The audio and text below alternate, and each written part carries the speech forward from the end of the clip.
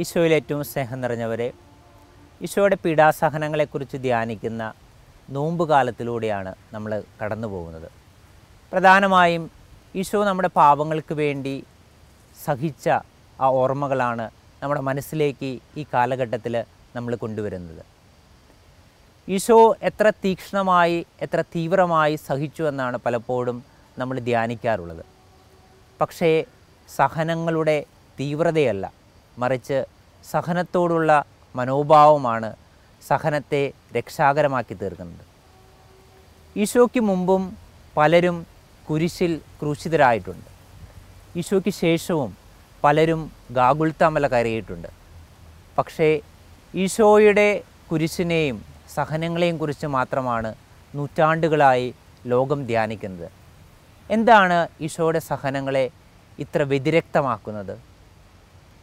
ഈശോ പിതാവിൽ നിന്ന് സഹനങ്ങളെ എങ്ങനെ സ്വീകരിച്ചു എന്നുള്ള മനോഭാവമാണ് ഏറ്റവും പ്രധാനമായിട്ടുള്ളത്. ലിസ്യുവിലെ വിശുദ്ധ കൊച്ചു ത്രേസ്യായും ഭരണങ്കാനത്തെ നമ്മുടെ വിശുദ്ധ അൽഫോൻസാമിയുമൊക്കെ ഒത്തിരി സഹിച്ചവരാണ്. നമ്മളെപ്പോലെ തന്നെ പലതരം രോഗങ്ങളും ഒറ്റപ്പെടുത്തലുകളും കളിയാക്കലുകളൊക്കെ അവരുടെ ജീവിതത്തിൽ നേരിട്ടവരാണ് ഇവരോരോരുത്തരും. പക്ഷേ നമ്മളെക്കാൾ വ്യതിരക്തമായി ഈ സഹനങ്ങളോട് അവർക്കുണ്ടായ മനോഭാവമാണ് അവരെ വിശുദ്ധരാക്കി തീർന്നത്.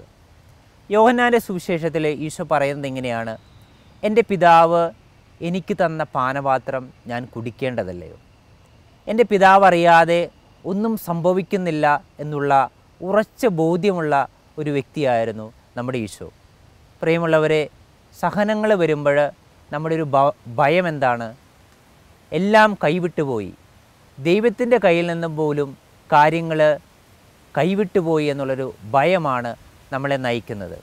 പ്രിയമുള്ളവരെ, എല്ലാം നിയന്ത്രിക്കുന്ന തമ്പുരാൻ്റെ കരങ്ങളിൽ എൻ്റെ ജീവിതം സുരക്ഷിതമാണെന്നും എൻ്റെ പിതാവ് അറിയാതെ എൻ്റെ ജീവിതത്തിൽ ഒന്നും സംഭവിക്കില്ല എന്നുള്ളൊരു ബോധ്യവും നമുക്കുണ്ടെങ്കിൽ ഏറ്റവും പുഞ്ചിരിയോടെ, ഏറ്റവും സ്നേഹത്തോടെ നമ്മുടെ സഹനങ്ങളെ ഏറ്റെടുക്കാൻ നമുക്ക് സാധിക്കും.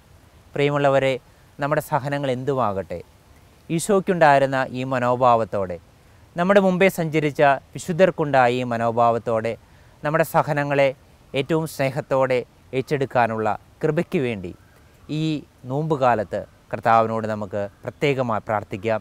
ക്രൂശിതനായ ഈശോ നിങ്ങളെ സമൃദ്ധമായി അനുഗ്രഹിക്കട്ടെ.